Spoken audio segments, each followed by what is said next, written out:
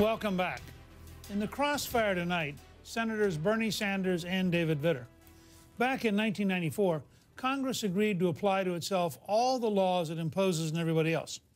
Senator Vitter is proposing exactly that when it comes to Obamacare. His idea is to have members of Congress and their staff, as well as presidential appointees and the White House staff, buy health insurance from the Obamacare exchanges without extra subsidies.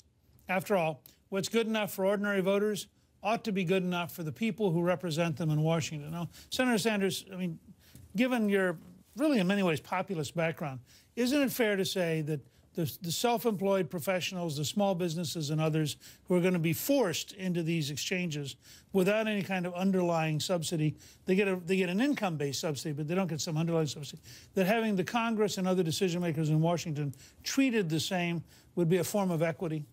Well, I think what's a form of equity is to treat federal employees the way every other major corporation in America treats its employees. So if you're at Microsoft, if you're at IBM and you work for those companies, they pay a significant part of your health care costs. It's called an employer contribution to health care. Federal government has always done that, and I think it should. To say to an employee, I know it's good politics, we can beat up on the federal government, everybody hates Congress, it's good soundbite. But the reality is we have people in your office, David, in my office are working, making $30,000, $40,000 a year. And to say, no, you're going to have to pay 100% of the cost of your health care, unlike people in every other major employment environment in America, I think is dead wrong. It's unfair. And also what it does, Newt, it sets a really bad example for the rest of corporate America. So you're IBM, you're a big corporation, you say to your workers, well, you know what? Look what the federal government is doing. They're not providing any employer-based help to your health care. We'll do the same. Bad idea. Bernie, let's forget about politics. Let's start with the law. The Obamacare statute mandates this. This isn't my original idea. It is in the Obamacare statute that every member of Congress and all official staff go to the exchange, and there is no mention whatsoever with this huge taxpayer-funded subsidy. And guess what? That proposal was made. That language was there. It was specifically not included.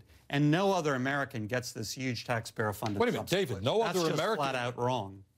No, every employee of a large corporation No American going to the exchanges gets this huge subsidy. You get a subsidy based on income. And the whole point of this provision, which is in the statute, this isn't just my idea, it's law. The whole point of this provision is Congress should face the same reality and the same experience as 8 million plus other Americans who are forced against their will into the exchanges. But I just think this is terrible. I just think... Well, change the statute, man. Change the law, because that's where it is. It's not regard to Congress. No, I want to expand it to the administration. I'm sorry, go ahead. I do want to expand it to the administration. That's not the law now, but it is the law with regard to Congress. Well, first of all, it's been interpreted the opposite way of what you're saying, so you feel that way, but others don't. But here's what I think is awful about what you're saying. You have kids who come up here to Washington, D.C., they could go work in corporate America. They could do other things. They come here because they're a part of the give a darn party. Some of them are Democrats, some are Republicans. They give a darn about their country. And they come here, they work really hard for you and for this senator. And for you to say to them that, I think for political purposes, you're going to take away their employer subsidy that every other employer is giving their employees, I just think that's awful. Well, again, Van, we had this debate, and that's in the statute. But what about those kids? What about the kids who come up here and I think folks hard? who make the law, members and staff, should have to eat their own cooking. I think that's important because of fairness, and I think it's important for a very practical reason. Let me tell you where you're right. But you know, David, the sooner laws apply to Congress and staff, you are saying that's the same way as other Americans. You are saying, David, you are saying that's the law. Many of your Republican colleagues are not saying that that's the law. Bernie, read the statute. David, what I'm telling you is most people in the Congress, including many Republicans, don't agree with you. Yeah. And I think, you know, Vance, they don't like the outcome. Federal employees should not be treated differently than other employees in corporate America.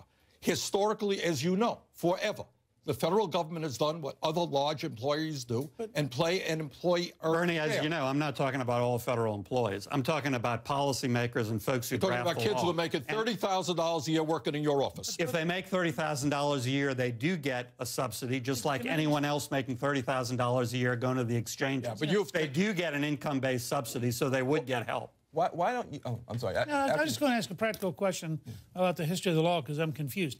I thought amendments were offered that would have solved this, and they were defeated. Correct. Language was there. I thought the legislative which specifically history included a subsidy, and that language was not put in the bill. And language was put in the bill in contrast, which did not include that. The bill is silent with regard to this. You're right, there's legislative history, but there's also an interpretation that goes the other way, and a lot of Republicans agree with you. You can find a lawyer in this town to interpret that blue is green. You know that. Let me ask you a question. That isn't cover for violating and ignoring the law. Okay, so you want this to be fixed.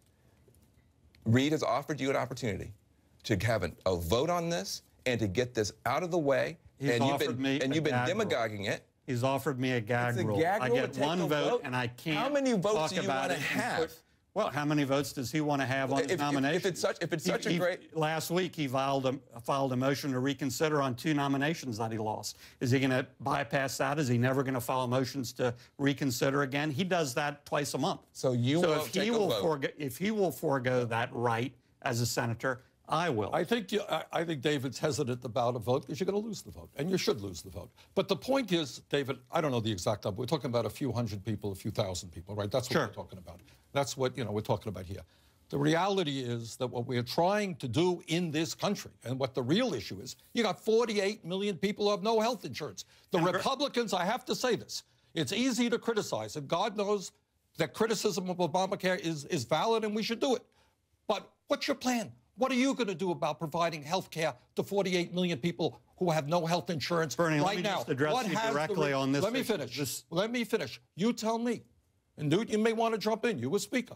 Where is the Republican ideas so that the United States joins the rest of the world and makes health care right for all people? Let me start by saying why my proposal is important, because the sooner those few thousand folks walk in the same shoes as Americans going to the exchange, the sooner Washington's going to start getting it right.